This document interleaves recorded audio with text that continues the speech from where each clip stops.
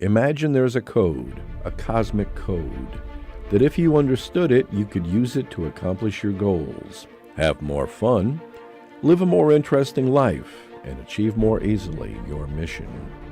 It involves something you would never expect, the 4 elements of nature. You're about to discover that nature's fire, air, water, and earth show us that code in terms that we can all understand. The ancients knew about this code, this 4-element pattern. Unfortunately, knowledge about this has been lost to us. The imbalance, chaos, anxiety, and stress of our lives will be lessened as we see things with a 4-element perspective. We are suffering because the ancient wisdom is not present in our lives. At the onset of this 4-element story, we need to know there is an order to the 4. Fire, showing up as nature's sun, is up top. Earth, the hardness under our feet, is at the bottom. Fire and earth are the most polar and represent the most ancient of cosmic opposites. Air and water come next. They are secondary opposites. Picture it like this. Air is composed of more fire, bound with lesser earth. Water is more earth, joined with lesser amounts of fire. And hence we have that order: fire, air, water, and earth. The increased chaos and imbalance of today's world is very palpable to most people.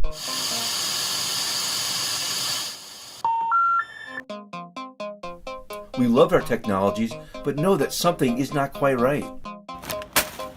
We're becoming lazy, getting fat, and don't engage the natural world much either. I'm Dr. Howard Walsdorf. I'm a holistic chiropractor here in Syracuse, New York, and for over 30 years I've been helping people with a way of thinking, living, and healing revolved around the 4 elements.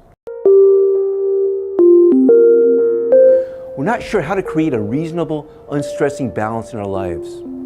The answer to this dilemma we've gotten ourselves into might best be revealed as we come to understand a balance that we each make between the modern and the primitive poles or ideals of our life.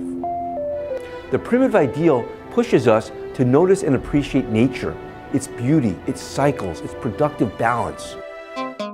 The modern ideal is that ever new technologies will make us happy. The chaos and imbalance of our collective lives is a consequence of not feeling the urgency of this balancing act. Our smartphones, and very much all those other devices of our modern era, have given us many of the pleasures of our life. But with that said, we know that there is something deep that is out of balance. And that's where the 4 elements come in. At the primitive most core of nature are these 4 elements. Before long, you'll be able to use this code to establish a healthy rhythm in your life, become more physically engaged and spiritually inspired by the world around you. I believe it was Woody Allen who once joked, he said, "I think I'm at 2 with nature." And I find that that's it's humorous, and it's also perhaps insightful as to the way that many people think about the natural world. They're kind of conflicted about whether it's a threat or something we need. Maybe perhaps another goal could be to be at one with the elements, to become more at one with the elements, let's say, to move in that direction. Because today it seems, in the ancient and perennial world, you had earth, air, fire, and water. It's almost as if now smog is our new air, that concrete is our new kind of form of earth, that plastic is a kind of new water. You know, it's a malleable substance, but it's everywhere in the ocean, threat to marine life and to our own life. And that fire is, well, I don't know, silicon. It's something, you know, technological, and we rarely see fire unless you're camping, or a lot of stoves, you don't see it, or we don't light our candles at the end of the day. So maybe bringing these elements back into our everyday world is a start. Become aware of the soil, of the air, of the literally the flame and the fire, or the water. So bringing the elements back into our everyday experience, they're both extraordinary in terms of their their qualities, in terms of their effects on the world. They've had a huge effect on our cultural, intellectual, and artistic and philosophical histories, but they're also everyday, they're ordinary. And I think remember that, recalling that is and can be helpful to us.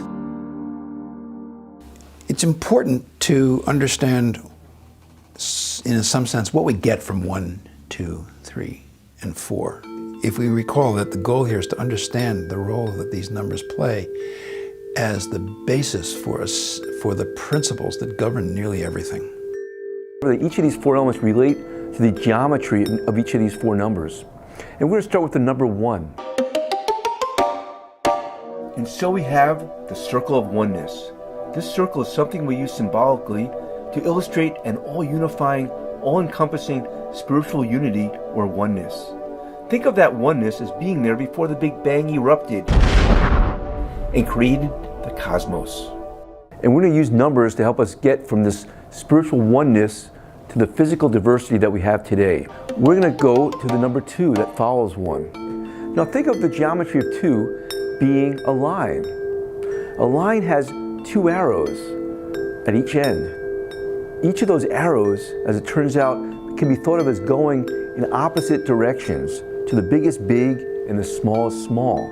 Other parts of that twosome could be the spiritual and the material, the masculine and the feminine. All those opposites were born when two-ness came about. The problem of that two-ness is that in the realm of 2, everything's going in opposite directions. In order for there to be a productive universe, there had to be a way for these opposite poles, principles, to be brought together.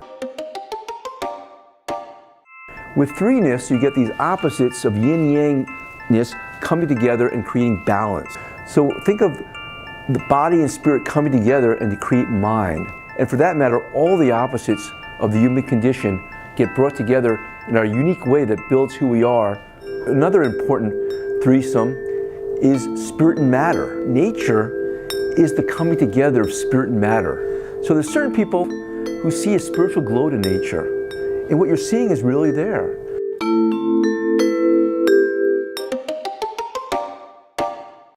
And we're going to see how when you divide that circle of oneness into 4 parts, you get these right angles that lock in creation. So nature, which was metaphysical, if you will, in the realm of 3, now becomes physical. And nature, which was metaphysical in 3, now becomes locked together, solid, creating that 4th element, which is earth. So with the 4th element, with number 4, you get the geometry of those right angles that are so significant in the general geometry of our life and the carpentry of our homes. So much is involved with 4. But 4 is the starting point for being able to multiply the kinds of geometric structures that give space and space-time and so on, or the power and strength, so to speak, that it has to sustain the structures that come to be in the world. If it's true, and there seems to be a lot of evidence accumulating that groups of 4 are central to understanding our universe, then it's possible that 4-element formulations may play a big role in understanding some of the mysteries in science today. Much of the public doesn't realize how little we understand about the universe. It's estimated that 95% of the universe is not understood. Dark matter is more prevalent than the everyday matter that we see around us. Dark energy is another mystery that we have very little understanding of. And dark matter and dark energy constitute 95% of the universe. It's possible that by considering groups of 4, that progress may be made in understanding these 2 very important unsolved problems in science. We all know that space is 3-dimensional. You need 3 numbers to specify exactly where a point in space is. But since Albert Einstein's inauguration of the theory of relativity, its special theory of relativity, we've realized that time is the 4th dimension, and that the laws of nature are best expressed as 4 relationships.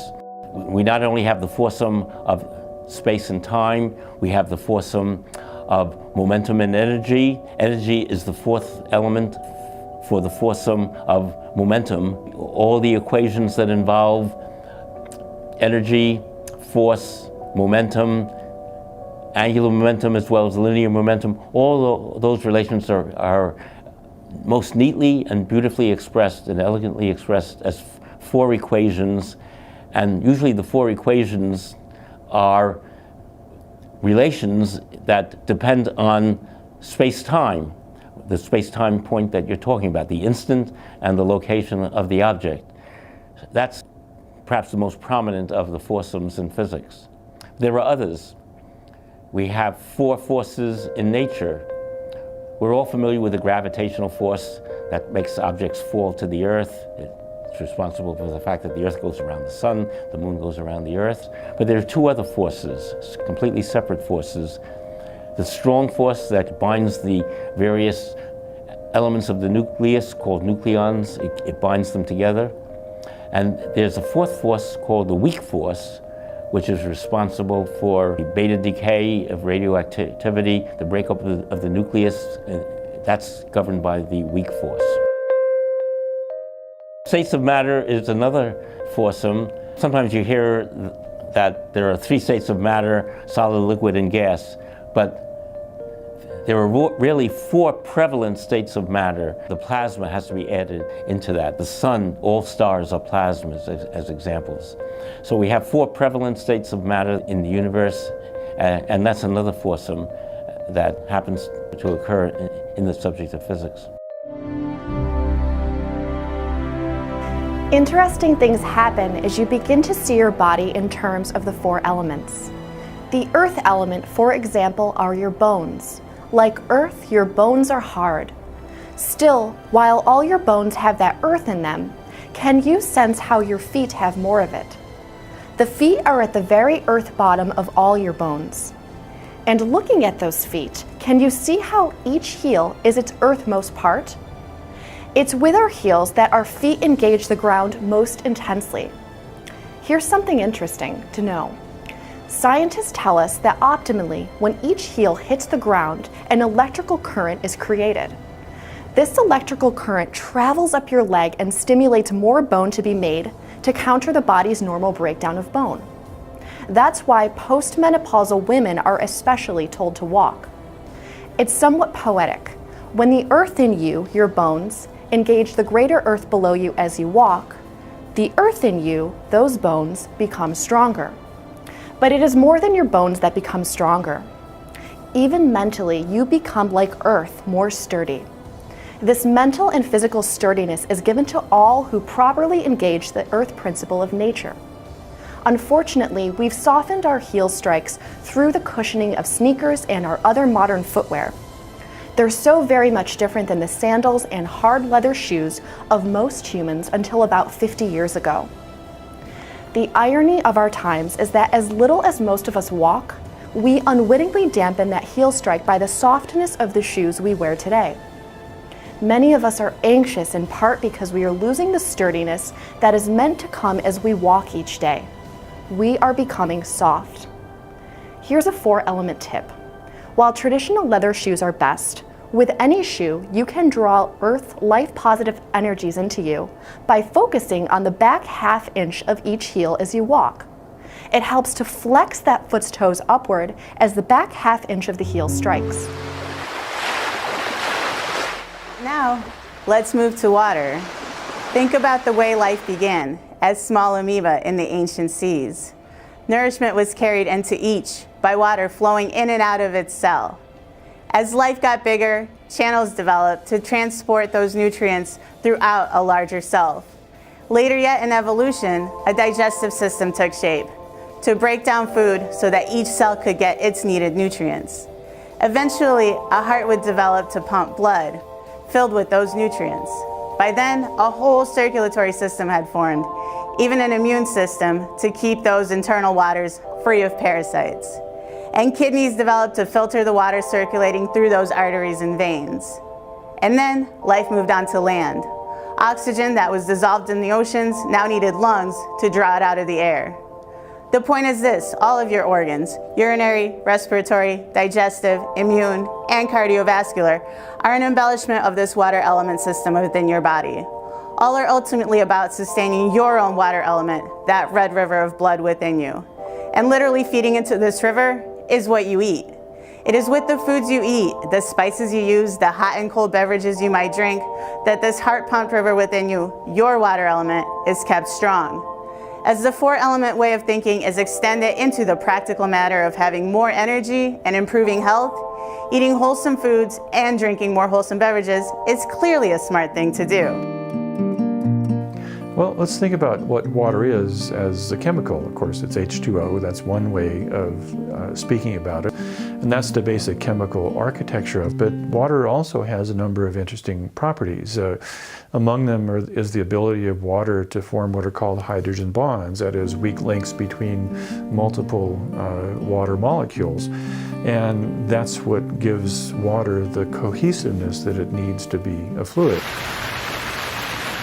Now, water can exist either as air or as liquid, after all, because we have water vapor in the air. It's the same elements, but how it's different in the liquid form is that the water is held in this extremely cohesive state of matter that we call a liquid. When it comes to how life interacts with that, remember that what's happening here is you have energy coming in the form of a sun, and that energy is being used by living things to mobilize matter to store that energy into something that can be used to power life. And one of the things that is behind that ability to mobilize matter is the cohesive, continuous environment that is water. On Earth, life must exist in water. And if you look at the limits of where life exists on the Earth, it's almost always whether water can be organized in such a way to help convey matter into living systems to enable them to capture this energy to make glucose. So water is extremely important in the ability of connecting energy with the flows of matter that go behind living systems. Where it fits into the whole four-element thing, that's a very interesting question. Because the four-element model of matter that the Greeks have bequeathed us is really motivated by a fundamental observation of what these philosophers thought life is. And the metaphor of balance was very, very important to, for example, the development of Hippocratic medicine. You had these opposing forces. You had fire versus earth and water versus air. And that metaphor for balance has carried over through into modern biology. So it's still there.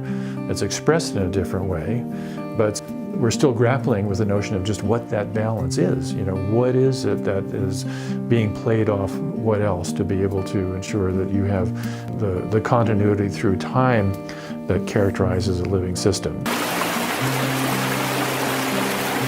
Life lives in a water medium. The water is the medium whereby all the materials and all the matter that goes into creating a living system is mobilized by energy to be able to create that order. That's where water really fits in, I think.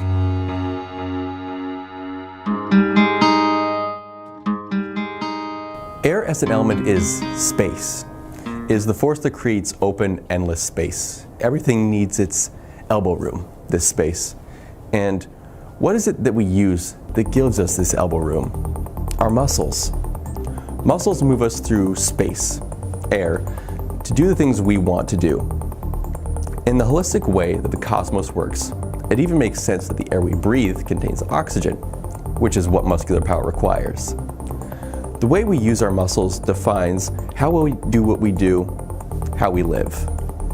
If you habitually have bad posture, walk slump forward, or as many of us do, sit too much, you are not using your muscles properly. When you don't use your muscles in the way they were meant to be used, you are not honoring this air circuit of your body. Acupuncture calls this air element energy Qi. Qi is the robust, invigorating power that keeps life strong. It's what gives each of us our level of self-empowerment. We each generate this chi as we use our muscles.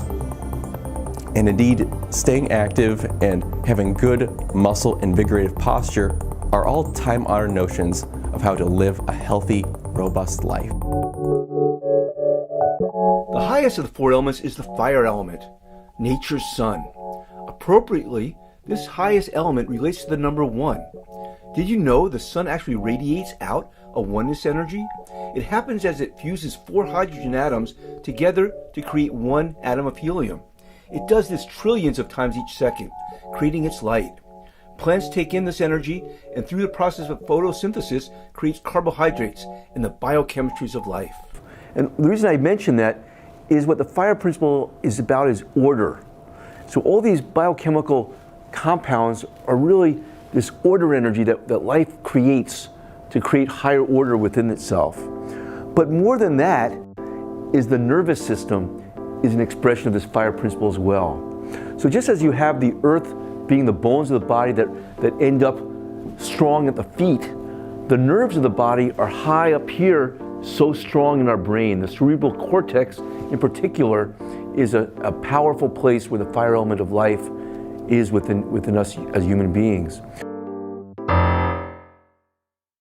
Now when we're stressed out, when we're anxious, when we're nervous, those are all expressions of the fire element not being properly used by us. So what we need to do as human beings is find ways for that nervous system, that fire element energy, to move through us unimpeded.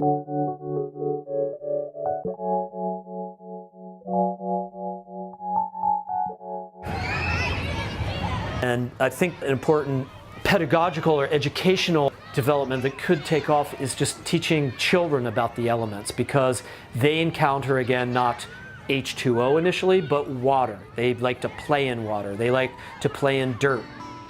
They like to go flying. Who doesn't like to fly? The point is, it's important to not just think about the 4 elements, but to work with them, encounter them. A lot of children and a lot of adults are only dealing with iPhones and cars and computers, and it's sometimes good to kind of put those down and encounter this like original, less mediated, more kind of primal world of earth, air, fire, water, cloud, ice, snow, shadow, and to get your hands dirty, to get your feet wet, so to speak, and think about what we're doing. Think about this lineage of elemental thought, the ways that we can be sensitive to earth, air, fire, and water, but the natural world, the built world as well, because they're related. There's a story to be told, and we need to perhaps return, recover, and re-story that narrative so that it's a more ecological and inclusive history.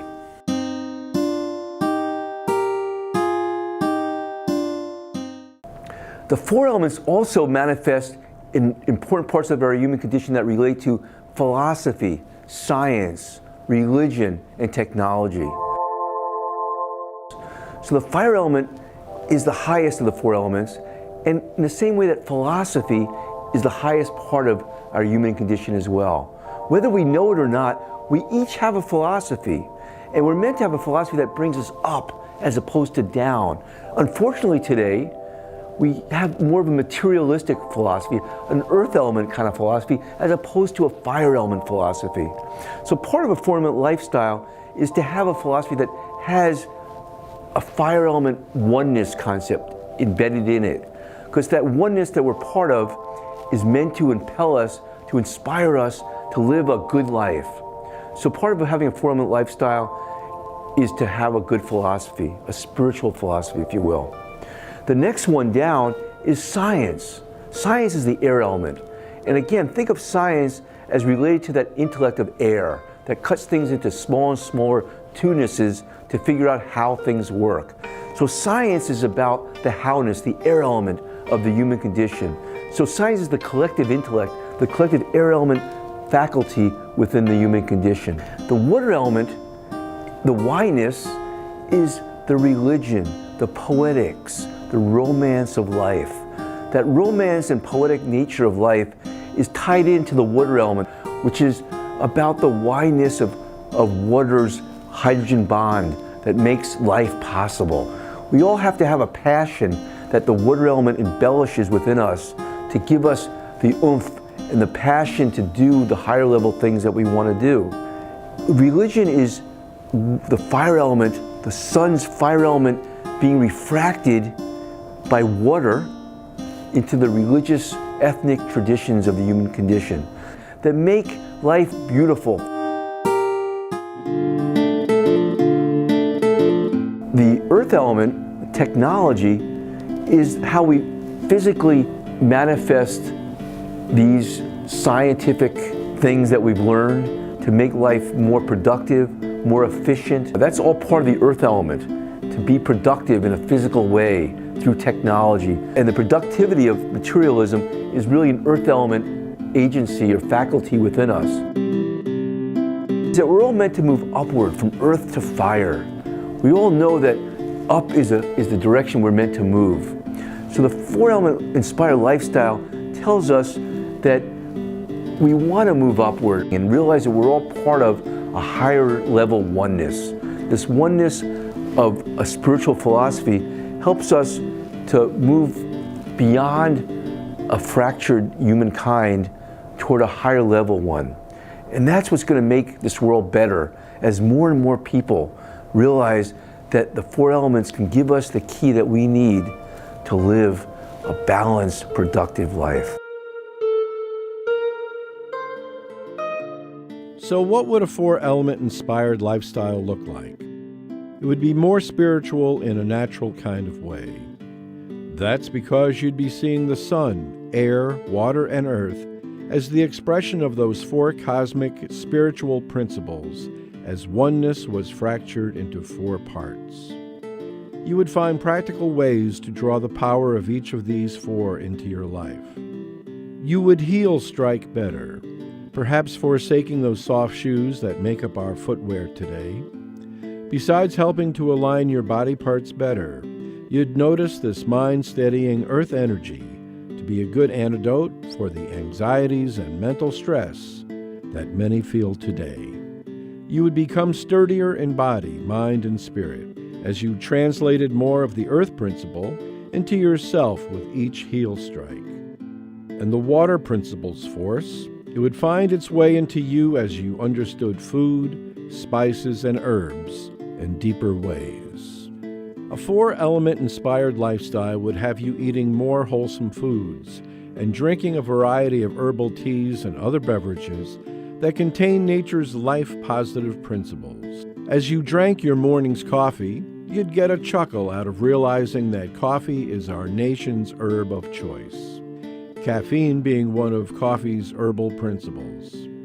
In the same way that air moves upward, a four-element inspired lifestyle would have you being drawn upward. We are meant to become continuously smarter as we do so, as we learn about new ideas, including these four cosmos-spanning principles. A four-element inspired lifestyle would inspire you to have a sport, martial art, a physical activity, a yoga that helped you draw air's muscular energy into you. These would help you to stay robust and filled with chi. And the fire principle, it would prod you to meditate, envision your goals, develop a philosophy to feel the oneness light of the sun as it shines on a cool day. It is this fire principle that helps you feel part of something larger than yourself, and to maintain your idealism amidst the troubles of the world. May the four elements and their life-positive ideals, values, and energies always be strong in your life, and perhaps may they motivate you to join with others to find ways to better balance life's principles, ideals, and energies here in this small, beautiful part of the cosmos that nature's four elements have created for us.